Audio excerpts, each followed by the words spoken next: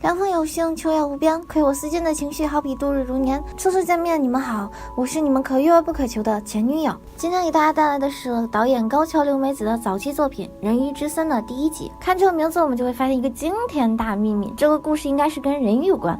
OK， 正片走起。男主永泰的毕生心愿就是找到一条美人鱼，为此他走了千万遍。看来并不是没有故事的男同学啊。女主真鱼从小被圈养在一个只有女人的村庄里，由一位婆婆精心养育。真鱼虽然长相漂亮，酷似桔梗，却是个暴躁老姐。就在她15岁那年，婆婆在村里召开了一个秘密会议，他们选出了一个女孩子下了水，变成了美人鱼，然后用鱼叉将她杀死，挖下了一块肉。第二天，婆婆用人鱼肉给真鱼做了一顿饭。不明真相的真鱼吃了很多，觉得人鱼肉简直是人间美味。婆婆随后就将这个好消息告诉了村里的其他女人，但是事出突然，这个村里突然出现了一个绝对不能出现的生物，就是男主永泰。女人们毫不留情地用鱼叉杀死了永泰，永泰被多次暴击之后扔进了洞穴里。夜晚来临，永泰醒了过来，还在机缘巧合之下看见了之前死去的人鱼，他眉头微微一皱，发现事情并不简单。另一边，被囚禁多年的真鱼今天终于被允许外出了，还没被抬出去，永泰就背着死人鱼回来了。一番争斗之后，他带走了被枷锁困住的真鱼，真鱼这才发现他们不只想杀永泰，甚至连他都想杀。永泰帮真鱼卸下枷锁，给他讲起了自己的故事。永泰本来是一个平平无奇的渔夫，直到有一天同伴带了一块人鱼肉，据说吃下人鱼之后就可以长生不老。怀着好奇的心思，永泰吃了一块。那天以后，他的同伴一个当场变成了怪物，一个第二天吐血而亡。永泰开始害怕了起来，但是过了许久，他都没什么不良反应。于是他索性娶了个媳妇儿，过上了平静的生活。但是没过几年，他忽然发现妻子都变成老婆婆了，他还是年轻如故。不老不死的永泰在别人眼里就像是一个怪物。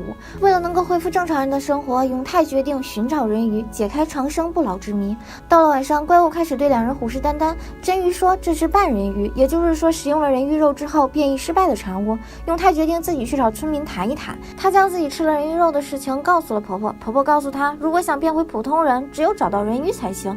永泰想找婆婆问出人鱼的行踪，婆婆想让永泰告知真鱼的行踪。两人争执不下之际，真鱼已经努力找了过来，然后就被村民们给抓住了。婆婆告诉永泰，人类吃了人鱼肉可以长生不老，反过来人鱼吃了人类的肉就能重生，前提是必须是吃过人鱼肉并且长生不老的人类少女才行。所以村子里的女人都是人鱼，真鱼就是他们饲养用来吃的。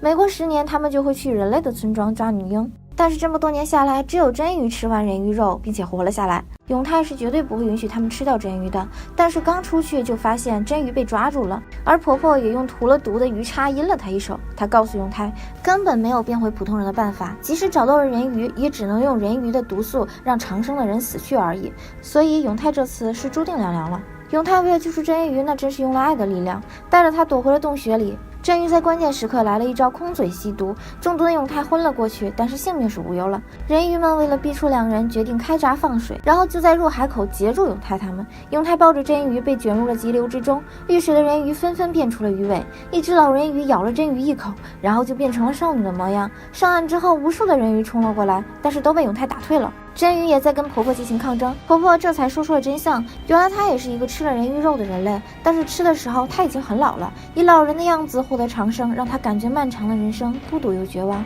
于是她只能跟人鱼在一起，才不会被认为是妖怪。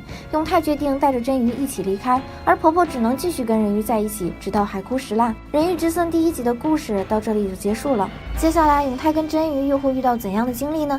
人鱼的长生之谜如何解开？喜欢本片的点个关注吧，比心心。